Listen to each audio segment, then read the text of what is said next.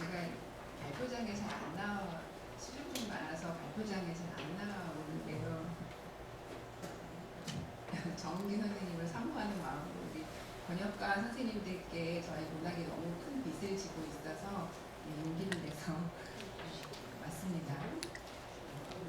제가 준비해온 내용이 좀 길어요. 그래서 자료지 간단하게 요약하면서 진행하도록 하겠습니다. 번역을 할 계획이 전혀 없었는데요. 문학발드의 마지막 강의를 읽다가 거기 한 소설가가 번역을 열심히 하면 좋은 시인이 될 수 있다 비슷한 말을 써서 그러면 좀 시쓰기가 나아지지 않을까? 이런 생각을 하면서 그런데 이제 마침 그때 그 실비아 플러스 오고시집을 번역해달라는 그런 이야기가 들어와서 제가 용기를 내서 시작을 했는데 맡은 후에 바로 후임을 했습니다. 아까 다리 이야기를 하셨는데요. 다리를 놓는 일은 굉장히 중요하지만 너무 멀리 있는 섬까지 다리를 놓는 것은 굉장히 힘든 일이잖아요. 그런데 저한테 사실 실비아 플라스는 각별히 사랑하는 시인이라기보다는 섬처럼 너무 멀리 있는 시인이었던 거예요. 그래서 20살 때부터 시를 읽었는데 다른 여성 시인에게는 나름 그렇게 감정이입이 잘 되는데 실비아 플라스는 읽어도 몇 편 빼고는 잘 모르겠는 거예요. 그래서 그러면 이번에 한번 번역하면서 완전 정복을 해볼까? 뭐 이런 내가 이 여성에게 빙이 돼보겠어. 이런 마음으로 했었는데 완전히 저를 초년에는 사자성 때문에 번역하는 내내 고통과 어려움을 겪었던 그러나 이제 번역을 끝내고 다시 실비아 플라스를 생각할 때는 이 사람에게 내가 애정이 생겼다 이런 느낌을 갖게 된 그런 사랑스러운 시인입니다. 낯선 이유는 일단 이제 저와 실비아 플라스의 존재 조건이 너무 많이 다르다는 데 있죠. 저는 양육의 경험을 가져본 적도 없고 또 결혼 생활을 해본 적도 없고 특히 건강이 많이 나빴기 때문에 사랑하는 사람에게 헌신할 생각은 있지만 사실은 헌신을 하는 쪽보다는 헌신을 받는 쪽이어서 이렇게 누군가를 위해서 온전히 돌봄노동을 하면서 자기를 고통의 끝까지 밀어보는 이런 경험은 사실은 없는 거죠. 그래서 그런데 그런 고통의 한 가운데 있던 사람을 이해하는 것이 쉽지 않았습니다. 자, 그래서 가령 저는 똑같이 결혼 생활을 했고 모성 경험이 있지만 조엘 디디온이라는 그 작가의 글이 훨씬 저에게 편안한 거죠. 가령 조엘 디디온 같은 경우에는 어느 날 크리스마스 이브에 사무실을 지키면서 우리 사랑하는 나의 딸과 이 시간을 같이 못 보내는 게 슬퍼서 울고 있다고 본인이 생각했는데 사실 생각해보면 내가 걔랑 못 있어서 울고 있나? 그거보다는 사실 먼 지역에 굉장한 기생소리가 터졌는데 이 사무실에 앉아가지고 여기서 텍스나 받고 있는 내 상황이 너무 답답하다. 그래서 내가 눈물을 흘리고 있는 것 같아. 이런 글을 썼다가 모성이 없는 여성이라는 그런 비판을 받았습니다. 그런데 이제 사실 모성은 소심하지만 그거 이외에 다른 욕구가 있다는 것을 엄마도 얼마든지 그럴 수 있다는 것을 너무 잘 보여줘서 저는 이제 그런 여성들의 글쓰기에 훨씬 더 익숙한 그런 존재 조건을 가진 사람인 거죠. 그래서 제가 실비아 플러스라는 이 낯선 여성을 이해하고 그의 시를 한국어로 옮기기 위해서 아까 박순환 선생님도 말씀하셨지만 이 시의 정서를 어떻게 표현해야 될까? 분위기를 전하기 위해서 평어체를 쓸까? 병어체를 쓸까? 시의 화자가 호명하는 너는 누구인가? 등등을 이제 고심하면서 제 나름대로 그려본 실비아의 삶을 제가 여러분께 소개하고자 합니다. 그래서 사실 제가 지금 소개하고 있는 실비아 플라스라는 여성이 제가 이해하는 실비아 플라스이고 또 그 제가 번역할 때 시적 화자의 목소리에 물론 시인과 화자 사이에 거리가 있기는 하지만 그런 목소리에 가까운 어떤 여성의 목소리를 제가 그 번역을 통해서 보여주고 싶었습니다. 그래서 제가 시인의 일기와 시인에 대한 2차 문헌들에서 찾아낸 여러 가지 소소한 사실들을 모아서 그의 모습을 그렸는데요. 가령 정묘 인물을 구성하는 수많은 그 점에서 나와 실비아가 고려하고 있는 하나의 반짝이는 점으로부터 이야기를 시작하도록 하겠습니다. 그것은 바로 우리가 누군가의 딸이 되었다는 점입니다. 실비아 플라스의 딸 프리다휘주는 엄마의 일곱 시집을 재출간하면서 부모의 결과를 외할머니 아우렐리아의 어머니 컸다고 소문에 밝혔다. 실비아 플라스는 대서양 건너의 엄마에게 매주 열정적으로 편지를 보낼 만큼 엄마와 가까웠으니 그럴만도 하다. 하지만 시에 나타나는 모녀관계는 전혀 다른 양상을 보여준다. 그래서 이제 달과 주목에서 다른 나의 어머니다 이렇게 표현을 하면서 그런데 절규하는 이 모양을 하고 나타난 이 달이 전혀 나에게 다정하지 않다고 슬퍼하고 있습니다. 그리고 다른 또 시에서 메두사라는 유명한 시에서 엄마의 지긋지긋함에 대해서 씁니다. 이해 부분 시 건너뛰고 읽겠습니다. 시에는 메두사의 이미지와 함께 수많은 촉수가 달린 해파리의 이미지도 활용되고 있어 일부 연구자들은 이 시가 엄마 아우렐리아를 비난하며 쓴 작품이라고 한다. 바다 생물인 해파리의 한 명이 엄마의 이름과 같기 때문이다. 이 시가 쓰인 1962년 실비아 플라스는 남편 테드유즈와 별거했다. 그런데 시인은 자기를 배신한 남편이 아니라 엄마에게 분노를 쏟아내고 있다. 절망적 상황에 처한 딸을 돕기 위해서 대서양을 한달음에 건너온 엄마였다. 그런 엄마를 향해 딸은 외친다. 나는 당신을 부르지 않았어요. 나는 당신을 부른 적이 없다고요. 그런데도 바다 건너 전 속력으로 나를 향해 달려온 당신. 딸의 증언대로 엄마의 강압에 못 이겨 실비아 플라스는 마지못해 이혼을 선택한 것일까? 인생의 결정권을 빼앗기고 엄마가 만들어 놓은 투명한 유리병에 다시 갇히게 된 기분이 들었을까? 그 절망감으로 결국 몇 달 뒤에 목숨을 끊는 일까지 감행한 것일까? 딸이 무시무시한 로마 교황청 같다고 느낀 아우렐리아는 권위적이고 딸을 매번 칭찬하며 완벽주의 내모는 엄마였을까? 그러나 딸의 일기에 나타나는 엄마는 아주 다정하고 사리 깊은 사람으로 보입니다. 딸에게 실비아에게 이렇게 쓰죠. 너 자신을 비교하지 마, 남들과. 너 자신에게 너그럽고 친절하거라. 너는 나무와 별들과 마찬가지로 우주의 자식이란다. 이곳에 존재할 권리가 있어. 너무 이상적인 어머니 거죠. 아우렐리아는 우울증으로 고통받고 있는 딸을 염려하고 그녀를 최대한 자극하지 않으려는 마음으로 편지를 보냈습니다. 그래서 항상 이렇게 지지를 받았기 때문에 항상 학업 문제뿐만 아니라 연애 문제까지 엄마에게 다 털어놓았던 딸이 시에서는 엄마를 매도하고 있습니다. 3부로 넘어가겠습니다. 실비아 플라스에게 글쓰기란 무엇이었을까? 부모의 목구멍이 메고 온몸에 독소가 퍼져나간다. 하지만 글을 쓰기 시작하는 순간 흩어져 글자의 형체 속으로 흘러들어간다. 글쓰기는 치료법인가?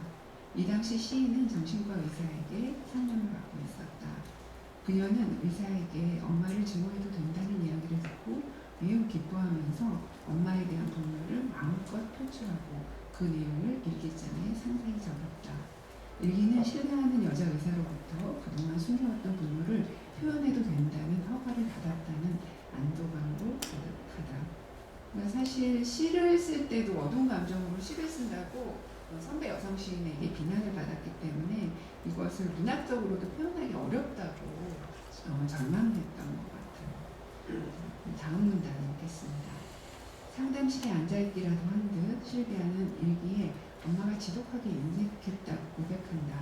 엄마는 딸이 원하는 것을 절대 사주지 않았던 것일까? 아니다. 엄마 자신은 매일 똑같은 낡은 코트를 닳도록 입을 정도로 아끼고 아껴서 아이들에게 새 교복과 구두를 사줬다. 피아노 레슨에 비올라 레슨도 시켰다. 실비아는 또 고백한다. 딸은 곁에서 자신을 꾸준히 사랑해줄 아빠가 필요했다. 그런데도 딸이 8살의 소중한 아빠를 잃은 건 엄마가 애초에 늙은 남자와 결혼했기 때문이다.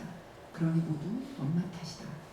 선뜻 동의하기 힘든 묘한 정의 논리를 끝까지 밀고 나가며 실비아 플라스는 자신의 분노와 슬픔이 무엇을 향해 있는지 명확히 보여준다. 엄마는 헌신적이지만 어리석어서 충분한 보험을 들지 않았다.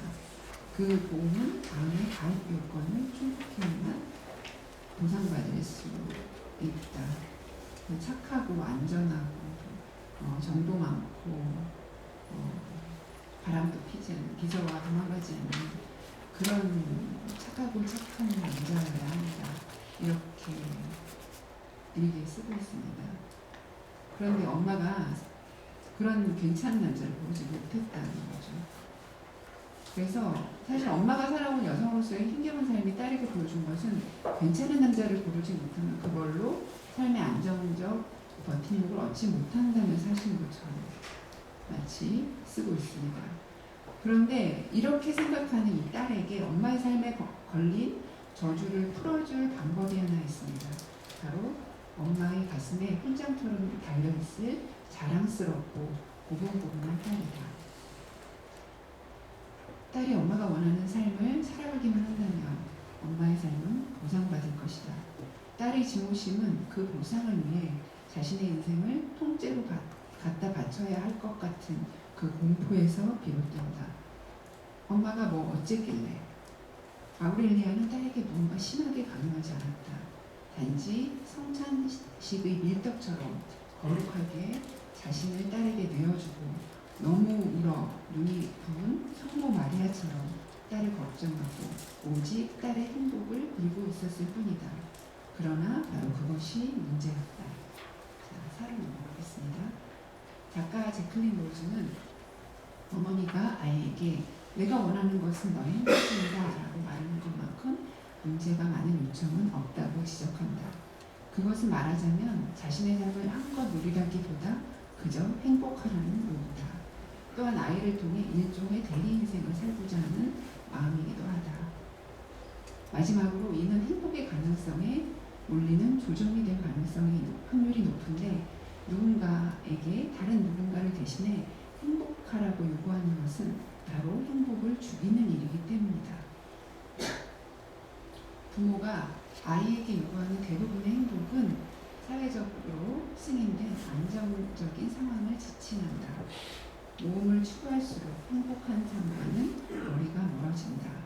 제클린 로즈가 전하는 바에 따르면 아우렐리아는 죽은 딸에 관한 강연을 하면서 아이가 평범한 행복을 누리기를 바라는 엄마의 목소리를 담은 시큼한 인물이었다. 나는 세상처럼 탄산이 조각나고 있다. 이 암흑이라는 실비아의 목소리는 결코 인용하지 않았다. 아우렐리아는 언제나 딸의 고통스러운 목소리가 세상으로 새어나오는 것을 막으려고 했다. 명랑한 이야기만 흘러나오는 입을 가진 딸. 그것이 아우렐리아가 생각하는 행복한 여성이다. 엄마는 자상한 조언의 형태로 행복에 대해 가르쳐준다. 나는 너의 행복만을 바랄 뿐이다. 그런데 행복은 내가 괜찮은 젊은 남자를 만나고 내 우수성을 인정받은 스미스 여대로 돌아가서 교수직을 얻는 거란다. 그러나 그것은 엄마가 원하는 행복이다. 겨우 상담실 안에서나 시적 인류를 돌려서나 엄마에 대한 적대심을 폭발시키는 이 소심하고 착한 딸이 하고 싶은 말은 엄마가 살고 싶었던 삶은 나를 통해 대신 살려고 하지 말아달라는 것이다. 결국 실비아 플라스는 어머니에게 보내는 마지막 편지에서 이렇게 쓰고 나간다. 세상엔 명랑한 이야기가 필요하다는 소리 따위는 하지 마세요. 점잖고 용기 있는 사람에 대한 이야기를 쓰라고 더 이상 가르치지 마세요. 그런 이야기라면 레이디스 홈 저널을 보라고 하세요. 딸이 원하는 건 행복이 아니고 모험이고 작가로서의 삶이다. 그러나 딸이 자신이 원하는 것을 향해 가까이 갈수록 아우렐리아는 이상한 엄마처럼 본다. 우리 시가 출판되었다고 할 때마다 엄마는 경계심 섞인 칭찬을 한다. 마치 시 한 편이 출판되었을 때마다 우리가 안정된 교수직을 버리고 시인으로서 물에 빠져 죽겠다는 결심에 관해 못을 쾅쾅 박아대기라도 하는 것처럼. 다른 사람과 비교하지 말고 자신의 생을 살라더니 나무와 별처럼 그 자체로 존재하면 된다고 말했던 상냥한 엄마는 가난한 시인과 결혼하고 가정을 예술의 장원으로 만들겠다는 딸에게 잘못을 추궁하는 듯한 태도로 말한다. 딸아, 내 말을 잘못 알아들었구나. 나는 네가 소시민적인 행복을 누리며 정상적인 상태에서 살기를 바란다. 작가라니 그건 악마의 관심을 끌만한 것이잖니.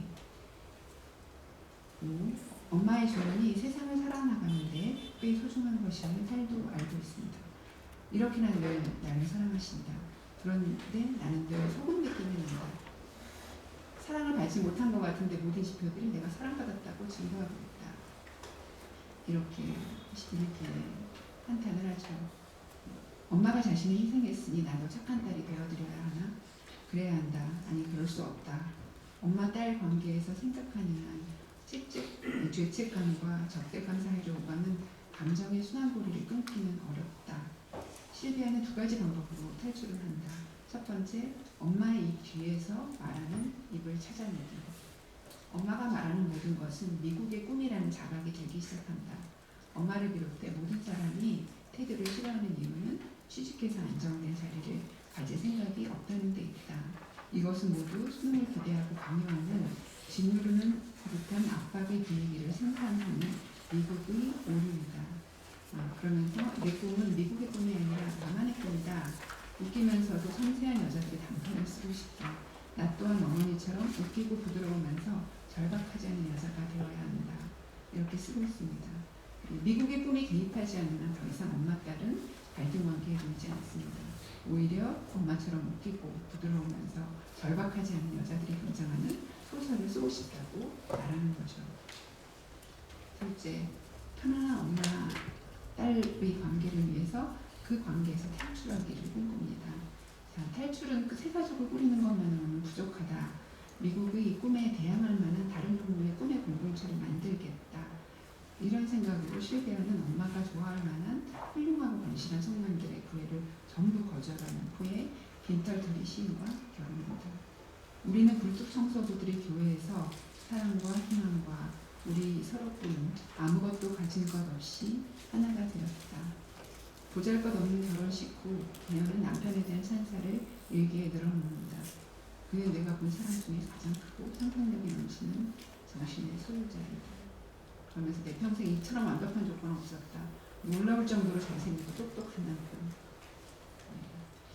그이는 너무 훌륭해서 혹시 내가 상상으로 꾸며낸 게 아닐까 싶을 정도다.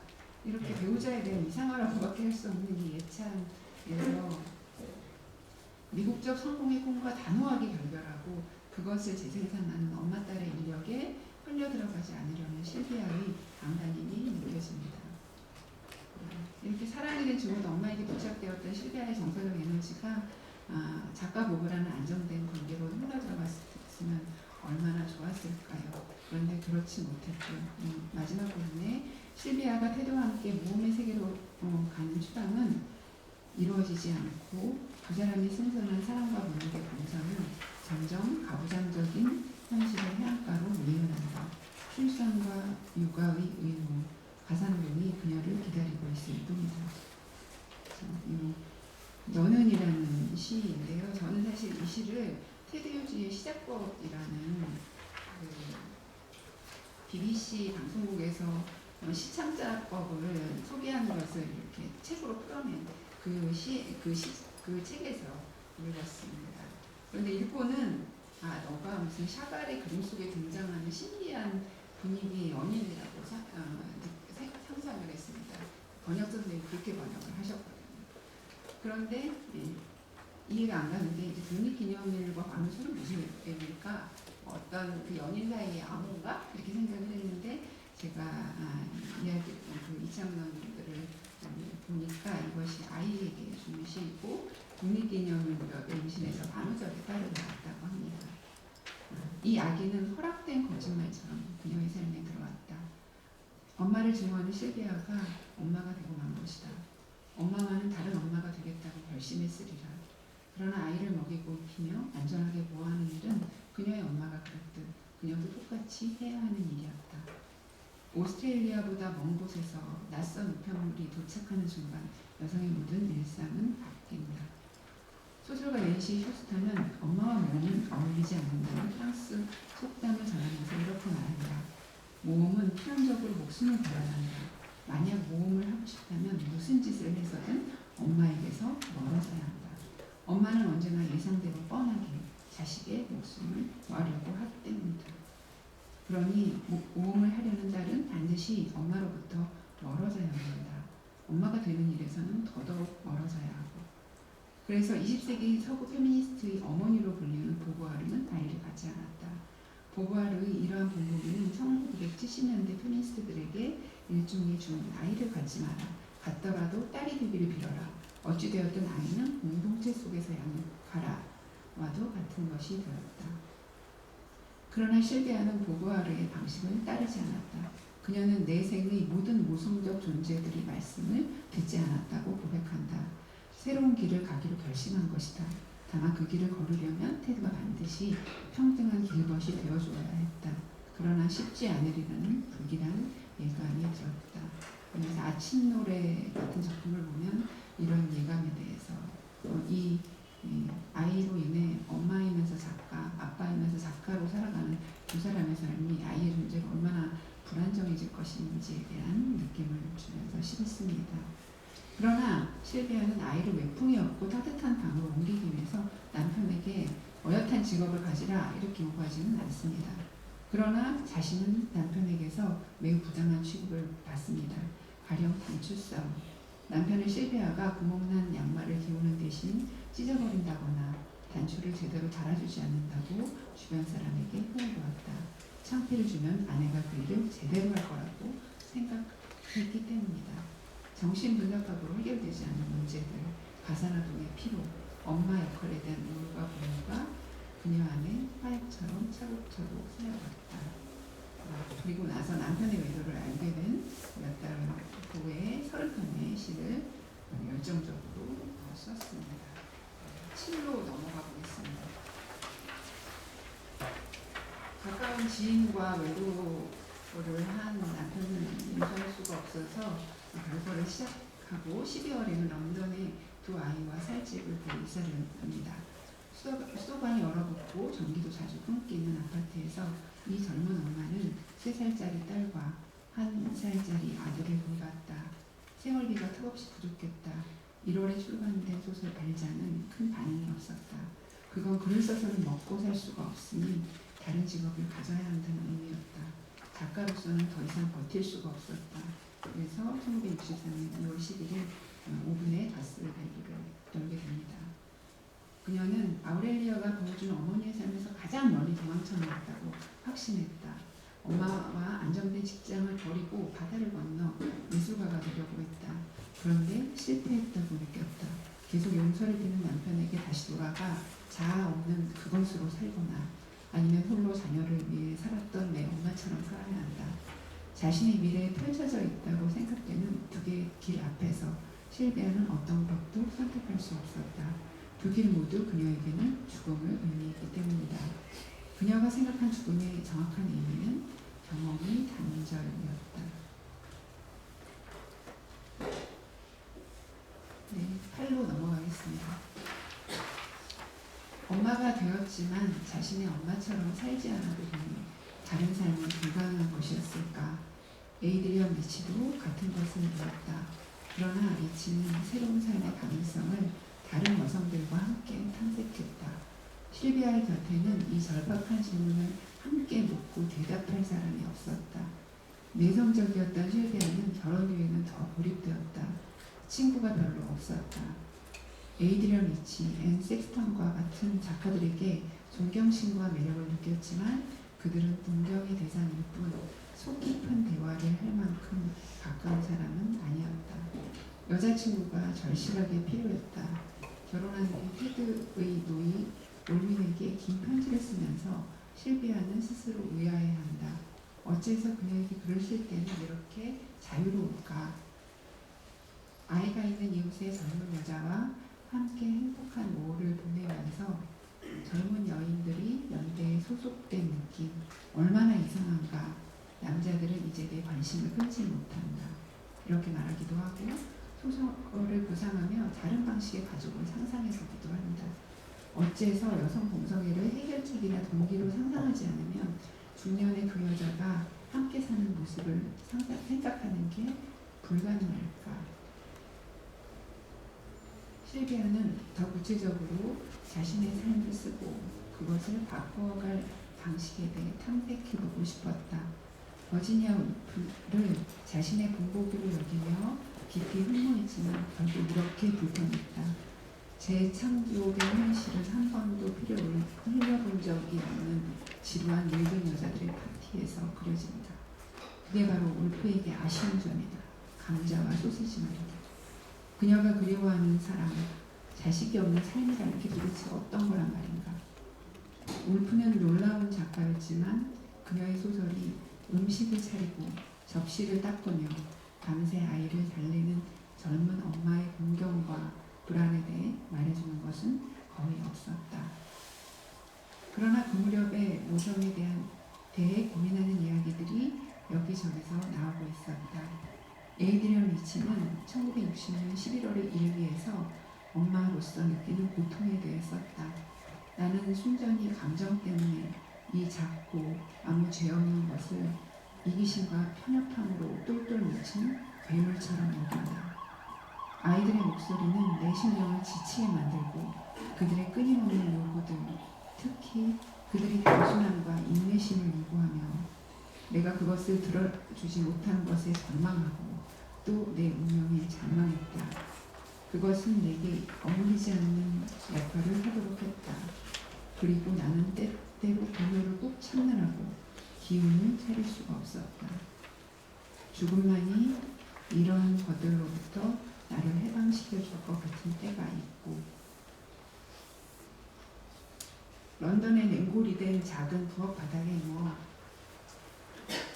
마지막 순간까지 실비아 플라스가 듣고 싶어 했을 법한 이 이야기들은 아직 글 쓰는 젊은 엄마들의 일기장 속에 씨앗처럼 얌전히 잠들어 있었다. 실비아는 마법처럼 모든 고통이 일시에 사라지기를 바란 게 아니었다. 다만 같은 천지의 여성들에게 느끼는 연대감, 그들과 같은 고통 속에 있다는 소속감이 필요했다. 그러나 그녀가 학수고대한 이 이야기들은 1970년대 페미니즘이 모성 방황을 통해서야 비로소 비슷한 고통과 절망 속에 익사할 것만 같았던 많은 여성들에게 전해졌다.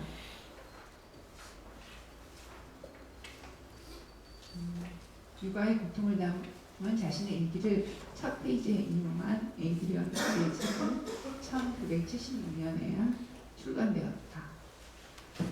그래서 굉장히 갑자기 제가 슬퍼지네요.